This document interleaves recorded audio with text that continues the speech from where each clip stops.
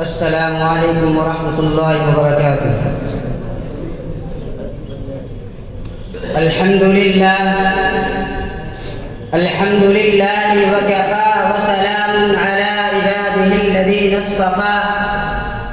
أما بعد، فأعوذ بالله من الشيطان الرجيم. بسم الله الرحمن الرحيم. قال الله تعالى: اقرأ باسم ربك الذي خلق الإنسان من علق. اقرأ وربك الأكرم الذي علم بالقلم علم الإنسان ما لم يعلم.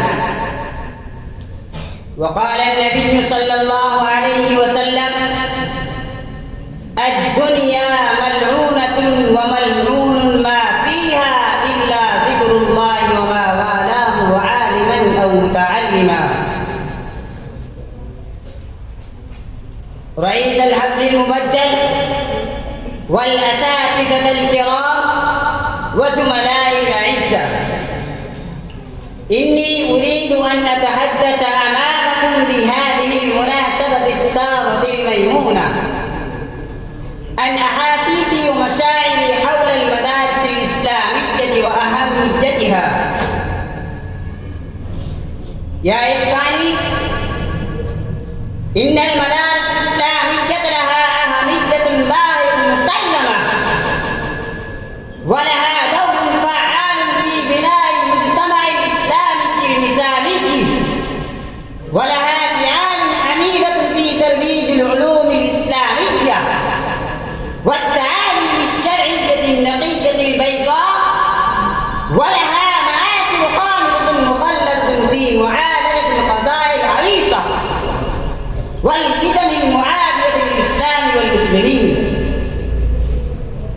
ولها جهود مكدسة في إزالة الأوهام والخرافات، ولها أثر بالغ أكبر في إقلاع العقائد الشركية الزائغة،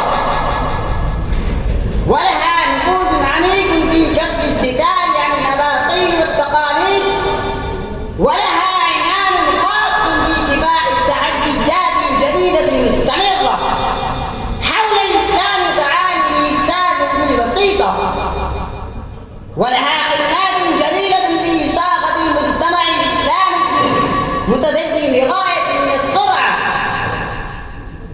وهي ملاعب مضيئة يستليم بها القلوب التائهة المتحيرة.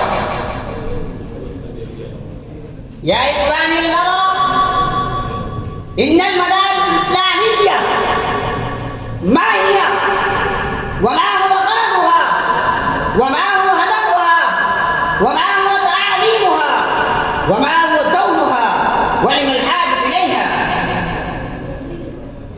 يا إخواني، أجوبتها ظاهرة باهرة كالشمس في رابعة النهار، وفضلها على الكليات المعاصرة كفضل القمر ليلة البدر على سائر الكواكب.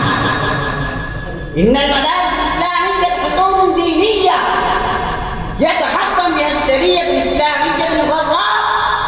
إنها قناديل رهبان في ضياجر الظلام والضلالة، فيستضيء من القوافل التائهة. كما قال الشاعر: تجيء الظلام من عشاء كأنها منارة موسى راهب المتوكل.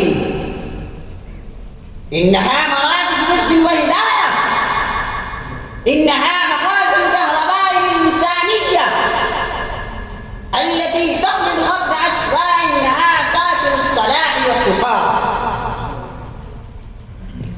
يا إخواني، هذه هي المدارس الإسلامية التي تسوق الأذهان والأفكار السليمة، التي تروج الإنسانية والأخوة والمودة والرحمة.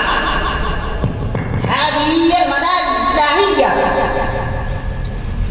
التي تنهل منها مناهل العرفان والوجدان، التي تملأ بها ينابيع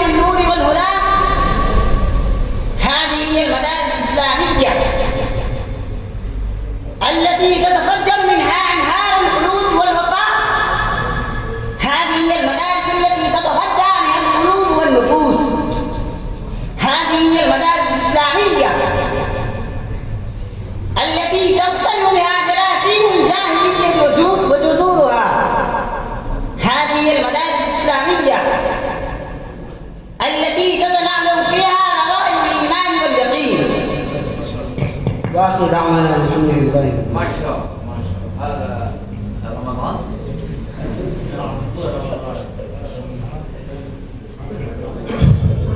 ما شاء الله تبارك الله. وبعد ذلك أقدم بين أيديكم المساهم النهائي.